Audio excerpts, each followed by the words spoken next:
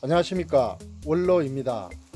오늘은 저희 농장 뒷산에 그동안 제가 산에서 이식해서 심어둔 약성이 아주 좋은 산약초를 가지고 우리나라 최상위 1%의 약초꾼과 최상위에 있는 사람들만이 마시는 약차의 비법을 간단하게 소개하고자 합니다.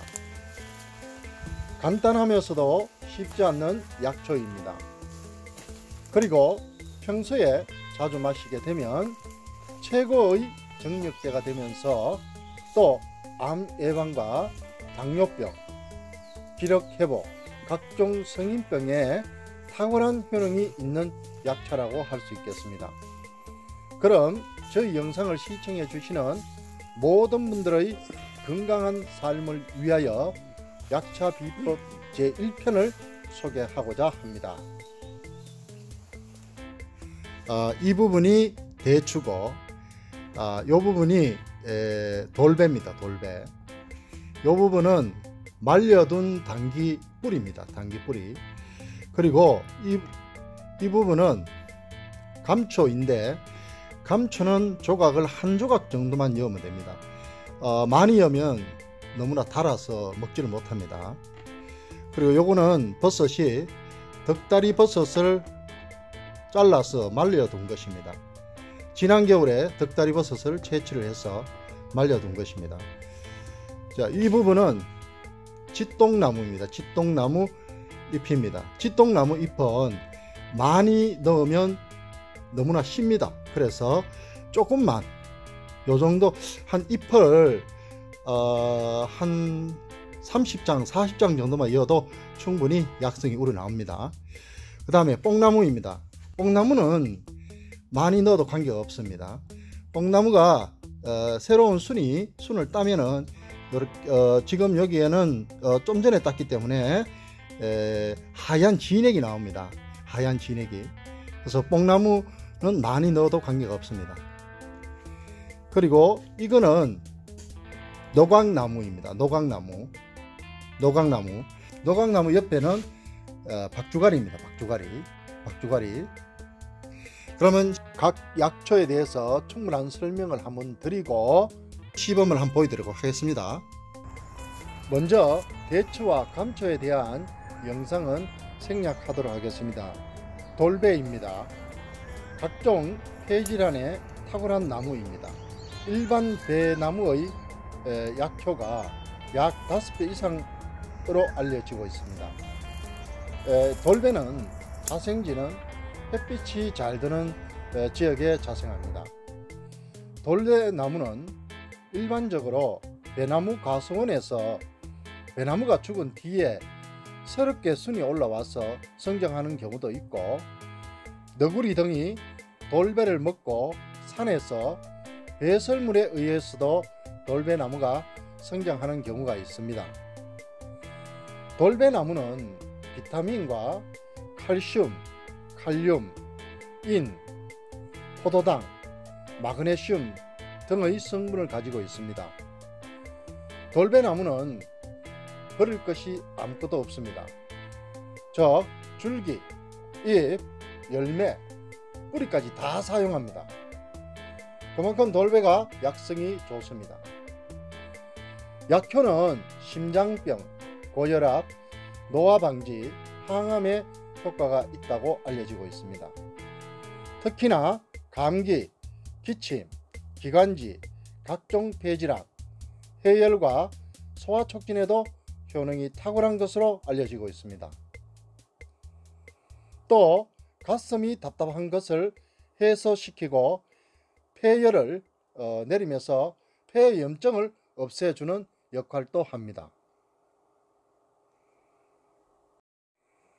다음은 당귀입니다. 당귀는 일반적으로 널리 알려져 있기 때문에 상세한 설명을 생략하기로 하겠습니다.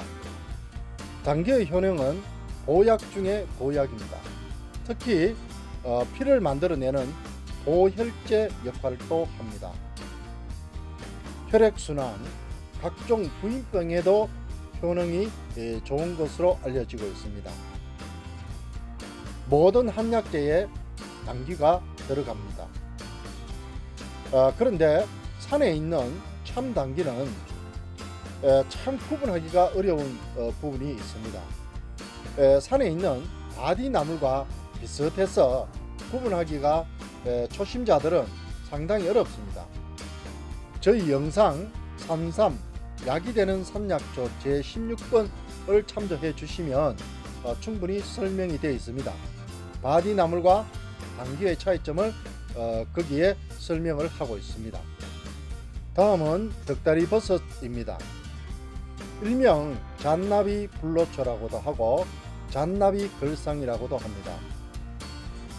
이 버섯은 영지와 마찬가지로 물에 빨리 이용이 되기 때문에 달이면 금방 황갈색 추출물이 나오게 됩니다. 잔나비 불로초의 베타글루칸 성분은 물과 열에 쉽게 용해되기 때문에 곧바로 우리 장내의 면역세포에게 전달된다고 합니다. 최근 독일의 연구진들이 잔나비 걸상, 즉 잔나비 불로초의 추출물을 가지고 시험한 결과 암 증식 억제율이 약 65%이라고 합니다. 또 동물 실험은 약 45%라는 완전한 감소율이 나타났다고 합니다.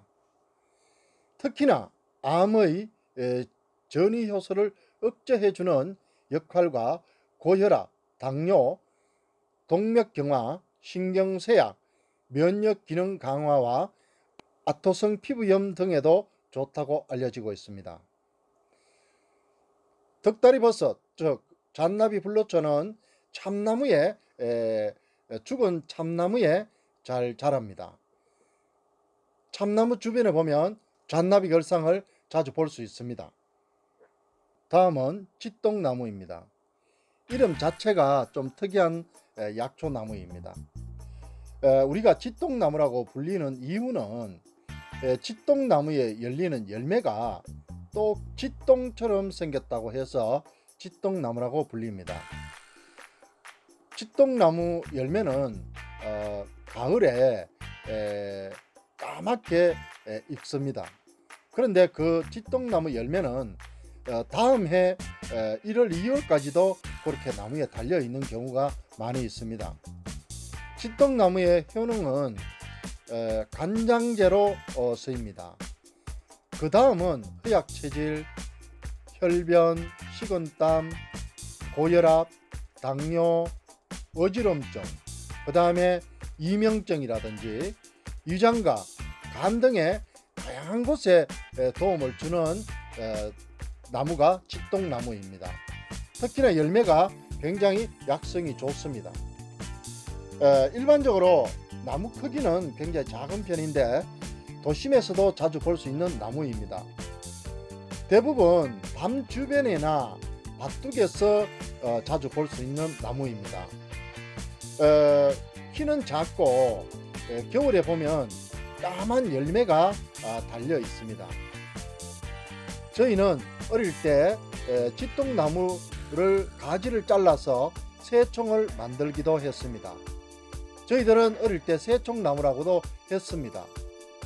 주변에서 보시면 충분히 알 수 있는 나무입니다. 큰 나무는 대략 한 3m에서 한 4m까지도 자라는데 나무 가지가 장가지가 많고 산만하게 이렇게 퍼져 자랍니다.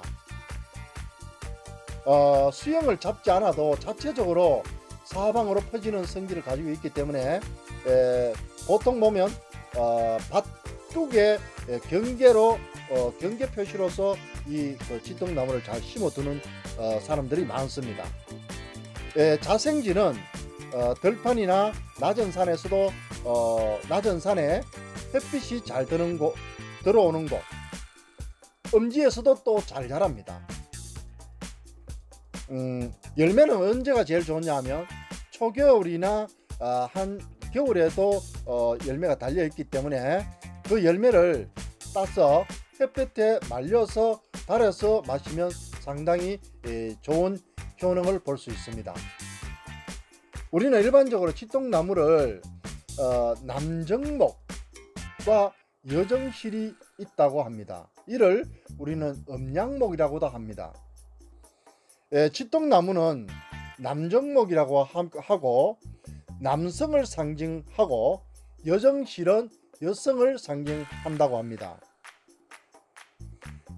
또 칫동나무의 열매를 가지고 술을 담그면 최고의 명주가 된다고 합니다. 또 칫동나무와 비슷한 나무가 당광나무가 있습니다. 닮은 듯 하지만 자세히 살펴보면 좀 다릅니다. 겨울이 되면은 확실히 구분이 되어지는데 당광나무는 상록성 나무이기 때문에 겨울에도 잎이 달려 있는 경우가 있습니다. 하지만 칫동나무는 잎이 다 떨어지고 없습니다. 그래서 구분이 확실히 되어집니다. 요즘 뽕잎을 따면은 하얀 진액이 줄줄줄 흘러나옵니다. 한번 보십시오. 뽕잎을.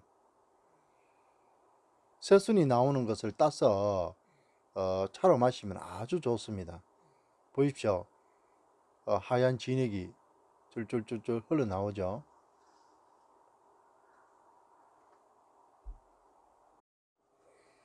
다음은 뽕나무입니다.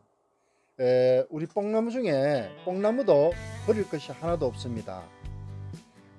뽕 열매는 오디라고도 하고 뽕뿌리를 가지고 사용하기도 합니다. 뽕나무는 버릴 것이 하나도 없습니다.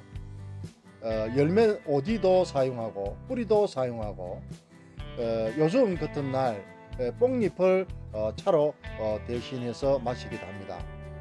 뽕잎은 독성이 없고 순해서 체질과 관계없이 많이 먹어도 해롭지 않는 약초라고도 하기도 하고 채소라고도 생각하시면 됩니다.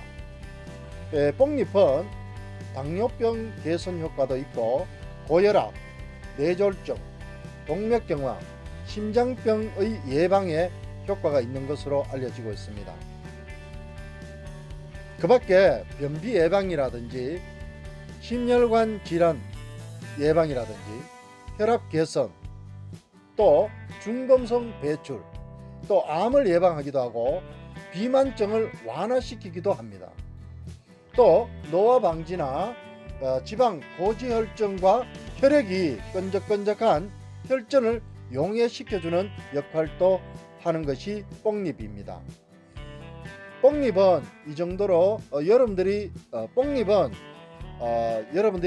너무나 잘 알고 있기 때문에 이 정도로 간단하게 설명하도록 하겠습니다. 노각나무입니다. 일반적으로 노각나무는 간에 좋은 나무로 알려지고 있습니다. 간에 좋은 나무는 벌나무도 있습니다만은 벌나무는 재배를 많이 하고 있습니다. 하지만 노각나무는 성장 속도가 굉장히 느리기 때문에 재배하는 농가가 극소수에 불과합니다. 그럼 이 노각나무와 벌나무 중에서 어느 것이 더 좋으냐라고 하면 노각나무가 월등히 뛰어납니다. 노각나무는 남부지방에서 자라고 있습니다. 대표적으로 경상도와 충청도 이남에서 많이 자랍니다. 벌나무는 북부지방에서 자랍니다. 벌나무는 나중에 제가 설명할 기회가 있을 것입니다. 그럼 오늘은 노각나무에 대해서 설명을 하고자 합니다. 노각나무는 세계적으로 약 7, 8종이 있는 것으로 알려지고 있습니다. 그 중에 우리나라 품종이 가장 아름다운 것으로 인정을 받고 있습니다. 그 노각나무를 잘라보면 그 결이 아주 결이 곱습니다.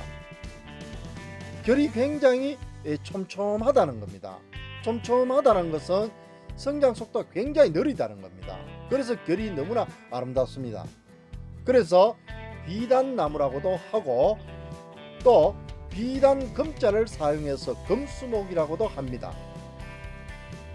나무의 형태를 보면 또 노각나무는 그 껍질이 없기 때문에 똑 보면 그 사슴뿔하고 같다고 보여집니다. 그래서 녹각나무라고도 합니다. 녹각나무는 우리나라 것이 제일 아름다운 것으로 알려지고 있고, 그래서 관상수로 많이 사용되고 있습니다. 녹각나무는 관절력, 혈액순환, 타박상, 소변을 잘 나오게 하는 효능, 숙취 해소, 역류성 식도염, 간염, 간경화증 등의 효능이 있는 것으로 알려지고 있습니다. 특히나 각종 간질환에 더 좋은 것으로 알려지고 있습니다. 그래서 녹각나무 잎을 봄에 따서 차잎처럼 볶아서 이용을 하면 오랫동안 먹을 수가 있습니다. 또는 가지를 말려서 물 대신 수시로 끓여서 먹으면 효과를 볼 수 있습니다. 특히 녹각나무는 봄철에 그 구멍을 뚫으면 보르스의 나무처럼 수액이 나오는데, 그 수액이 굉장히 달콤한 수액이 나옵니다. 일반적으로 이 녹각나무를 보르스의 나무처럼 사용하는 사람이 그렇게 많지는 않습니다. 그 다음은 녹각나무 사용법입니다. 입술에 난 상처는 감염된 헤르페스 바이러스가 문제이기 때문에 발생하는 겁니다. 그 녹각나무 잎을 가지고 녹각나무 잎 약 한 20장 정도를 채취해서 그 약국에 파는 소독용 에탄올에 녹각나무 잎을 넣고 한 이틀이 지난 뒤에 그 추출물을 가지고 입술에 바르면 효능이 아주 좋습니다. 입술에 난 상처는 잘 낫지를 않는데 녹각나무 잎을 가지고 한번 이용해 보십시오.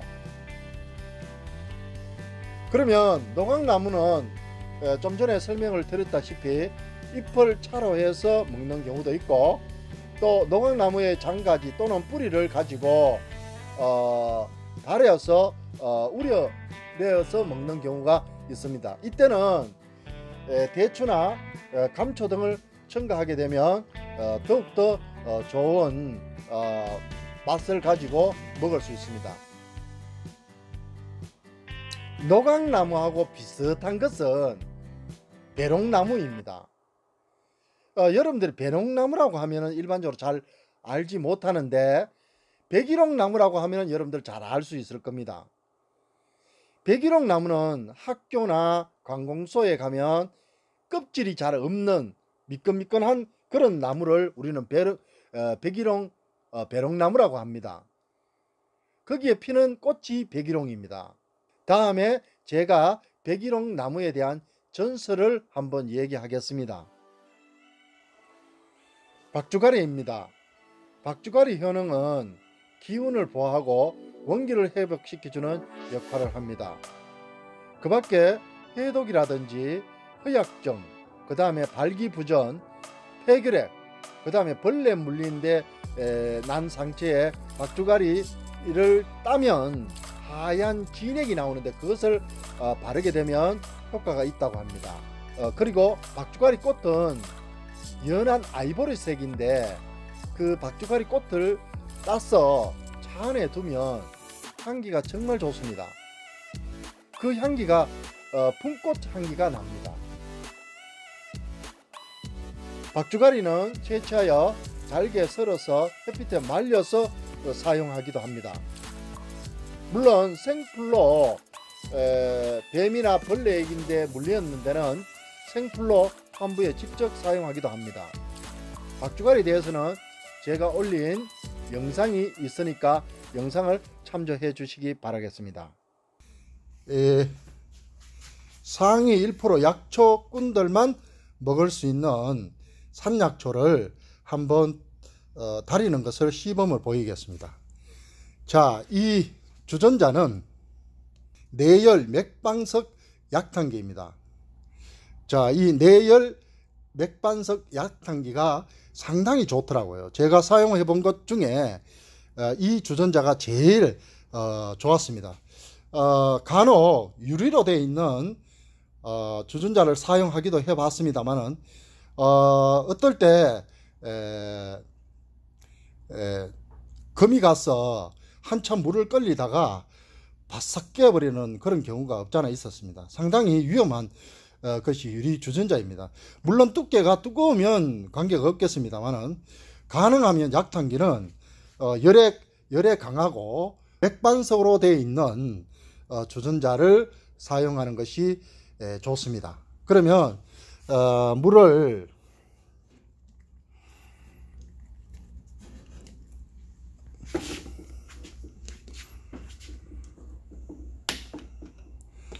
자, 물을 1.8리터 짜리입니다. 1.8리터 짜리.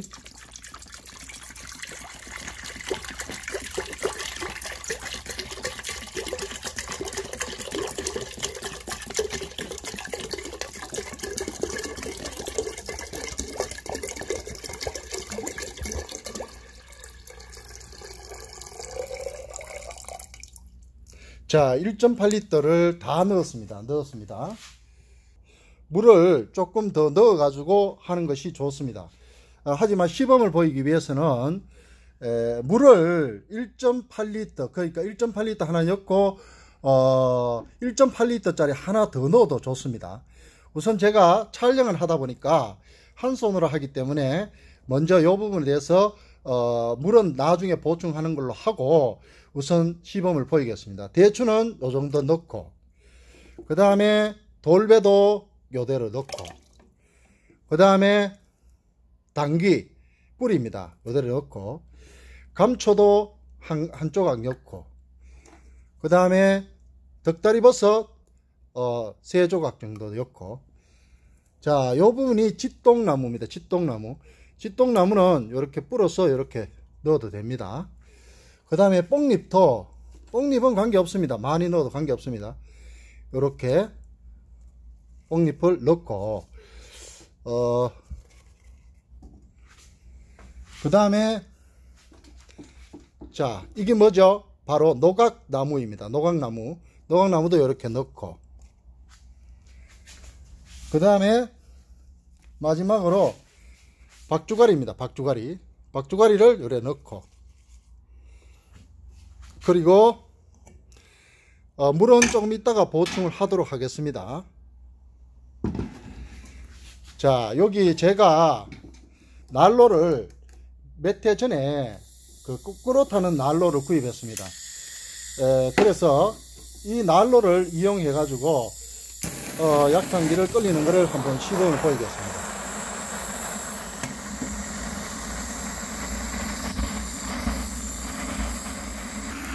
약초를 끓이는 재료는 저희 농장에 있는 약초를 다 사용했습니다. 저희 농장에 제가 틈틈이 산에 가서 캐서 이식했던 그릇들이 저희 농장에 다 있습니다. 그래서 저희 농장이 어찌 보면 약초 농장이 되어 버렸습니다. 그래서 저희 농장에 있는 것을 다 넣고 이렇게 저는 평소에 끓여 먹습니다. 겨울만 되면 이렇게 끓여 먹으면 상당히 밥맛도 있고 피로가 싹 풀립니다. 거의 불이 다 탄 것 같습니다. 자, 이렇게 해서 천천히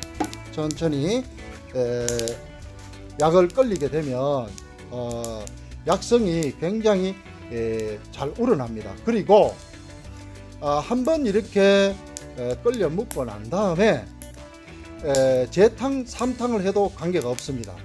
만일에 여기에서 추가를 한다면 대추나 감초 정도, 감초도 많이 넣으면 안 되고 한 조각만 더 넣고 대추도 한두 개 더 넣고 그렇게 재탕 3탕 해도 아무런 관계가 없습니다.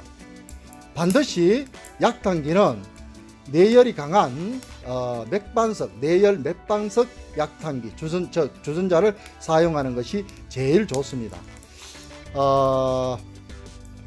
제가 그동안 써본 것 중에 제일 좋습니다. 자, 그러면 기다렸다가 나중에 어떻게 되었는지 색이 어떻게 우려나는지 한번 보도록 하겠습니다. 자, 좀 전에 약탕기에 넣고 약을 약 1시간 정도 끓여서 물을 받아 봤습니다. 자, 물이 이렇게 진하게 우러났습니다. 너무 좋죠, 색깔이. 자, 제가 물 맛을 한번 보도록 하겠습니다.